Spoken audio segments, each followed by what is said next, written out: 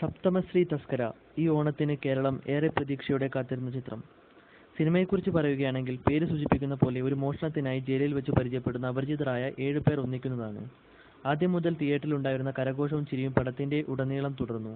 ഒരു വ്യക്തിക്കോ കഥാപാത്രത്തിനോ കൂടുതൽ പ്രാധാന്യം നൽകി അവരുടെ ഒറ്റയ്ക്കുള്ള ഒരു മാസ് സിനിമ ആക്കാതെ എല്ലാവർക്കും തുല്യ പ്രാധാന്യം നൽകി അണിയിച്ചൊരുക്കിയ സിനിമ. ഈ സിനിമയിലെ ഏറ്റവും കിടിലൻ ഇൻട്രോ ആസിഫ് അലിയുടെ ഷബാബ് എന്ന കഥാപാത്രത്തിന് തന്നെയാണ്. ആസിഫ് അലിക്ക് മാസ് ഇൻട്രോയും ആക്ഷൻ രംഗങ്ങളും ചേരില്ല എന്ന് പറയുന്ന വിമർശകർക്കുള്ള മറുപടിയാണ് ഷബാബ്. കിടിലൻ ആക്ഷൻ രംഗങ്ങളും നൈസ് ടൈമിംഗ് കോമഡികളും ചേർന്ന ഒരു ഒന്നൊന്നര ക്യാരക്ടർ. സിനിമയിൽ പലയിടത്തും ആസിഫ് കയ്യടി നേടി. പ്രത്യേകിച്ച് ബുള്ളറ്റിൽ വന്ന് പണി കൊടുക്കുന്ന സീനുകളൊക്കെ ഉഗ്രൻ.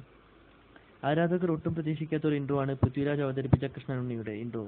പാവത്താനായ കൃഷ്ണനുണ്ണി തന്റെ സാഹചര്യങ്ങൾ മൂലം അനുഭവിക്കേണ്ടി വന്ന വിഷമവും കഷ്ടപ്പാടും, തന്റെ പ്രണയവും പ്രതികാരവും നർമ്മവും എല്ലാം ചേർന്ന ഒരു കഥാപാത്രം. പൃഥ്വി അത് പതിവ് പോലെ മികച്ചതായി തന്നെ ചെയ്തു. പൃഥ്വി ബാക്കിയുള്ളവർക്ക് തുല്യ പ്രാധാന്യം കൊടുത്ത് തന്നെ സിനിമയിൽ തന്റെ വേഷം ചെയ്തു. പുരുഷ കേസരികൾ വാഴുന്ന സിനിമയിൽ സംവിധായകൻ തങ്ങൾക്ക് നൽകിയ പ്രാധാന്യമുള്ള വേഷങ്ങൾ മികച്ചതായി ചെയ്ത റീന മാത്യൂസ്, അതേപോലെ തന്നെ മലയാളികളുടെ സ്വന്തം സനുഷയ്ക്കും അഭിനന്ദനങ്ങൾ. ഇന്ദ്രജിത്തിന്റെ അതിഥി വേഷവും കലക്കി. ജയേഷ് നായരുടെ മികച്ച ഷോട്ടുകളും അതേപോലെ തന്നെ റെക്സ് വിജയന്റെ മനോഹരമായ ഗാനങ്ങളും ഈ സിനിമയ്ക്ക് ഒരു മുതൽക്കൂട്ടാണ്. ഈ ഓണത്തിന് കുട്ടികളും കുടുംബവുമായി ആസ്വദിച്ചു കാണാൻ പറ്റിയ ഒരു ഫൺ ഫിലിം ത്രില്ലറാണിത്. ആരാധകർക്കും ആവേശം കൊള്ളാൻ കഴിയുന്ന സിനിമ.